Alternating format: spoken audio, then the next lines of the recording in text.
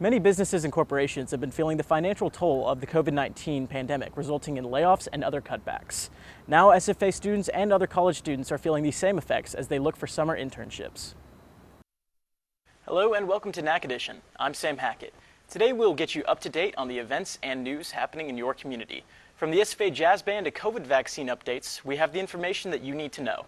We'll also get to know all about SFA's Hillel student organization ahead of this week's Holocaust Remembrance Day. NAC Edition starts now. The Fredonia Brewery is playing host to the SFA School of Music as the two team up to bring a night of live music to the popular local venue. On Friday, April 16th, the SFA Jazz Band will be performing live at the Fredonia Brewery, located on the corner of North Mound Street and East Hospital Street. Nacogdoches locals can stop by from 6 to 8 p.m. and enjoy the brewery's outdoor venue with an evening of drinks accompanied by a special show performed by both of SFA's jazz bands, the Swinging Axes and the Swinging Aces. For those with an appetite, Shali's Indian Kitchen on Wheels will also be parked at the brewery, serving up some delicious Indian cuisine. There is no entry fee for this event, but you must be 21 years or older to order a drink.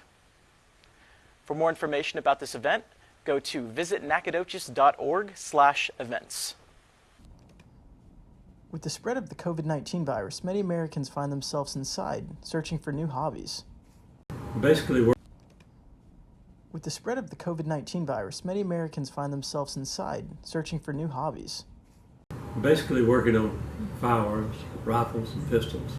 Jerry Millington now spends his time restoring old antique weapons. Well, I've worked with Springfield 1903s, which is an early military rifle, Craig Jorgensen, which was the rifle that bridged the black powder guns with smokeless powder guns. Rugers, Winchesters, a lot of Remingtons, a lot of Stevens, a lot of 22s, so just a broad range.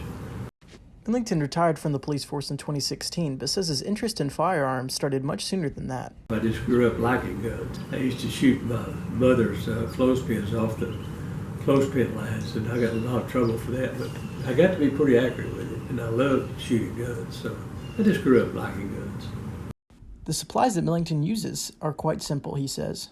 Well, basically, oil, transmission fluid to clean. There's a bore cleaner that you can use to take the rust off, rust remover, metal polish, and a lot of elbow grease, lots of elbow grease. Many of the weapons that Millington restores hold great historical value. All right, this particular one is a Japanese 6.5. This definitely was issued to a Japanese soldier. You can tell it's pretty well beat up. It probably went through the war and was brought back as a souvenir. Still functions. Very, very reliable gun. So while stay-at-home orders stay in effect, Millington says he has his work cut out for him with these rifles. Some of them are terrible shape, some of them are reasonably good shape, some of them are okay shape. None of them are in pristine condition. So it takes a lot of work. For East Texas Explorer, I'm Sam Hackett. Many businesses and corporations have been feeling the financial toll of the COVID-19 pandemic, resulting in layoffs and other cutbacks. Now, SFA students and other college students are feeling these same effects as they look for summer internships. Many college students are struggling to find summer internships as the job market continues to be unstable. It's a little hard. COVID has definitely taken its toll on the internship process. Students like senior accounting major Austin Olivas say that COVID has dried up many of the opportunities they would typically have.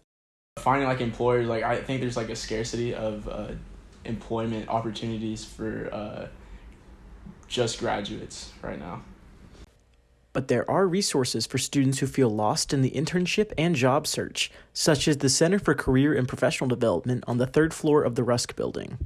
I would say the modality of the internships has changed a lot of times. Jamie Bolden is the director for the Center for Career and Professional Development and says the CCPD has many resources for students who feel stuck in their job search. So with the Center for Career and Professional Development, students have access to free career coaching, which includes job and internship search assistance. Students also can utilize our services to get their resumes looked over. A lot of students, will create a resume and then just start sending it out and they don't get feedback on it. And we want students setting themselves up to be successful in those internship searches. Alongside all the resources, Bolden also offers this insight. I think that employers are going to be very understanding of that opportunities were taken away, and that it's just, we keep saying it's been a weird year, and employers are understanding of that. I think that students who are going to stand out in this process are the students that said, okay, well, that happened and it was unfortunate, but then this is what else I did. As the world starts to get back on its feet, hopefully the job market follows suit. For Knack Edition, I'm Sam Hackett. With the outbreak of COVID-19, small businesses have taken a major hit in recent weeks. Well, it's not been great. I'm trying to keep a positive outlook, but being a small business, it's hard to continue operating in this circumstance.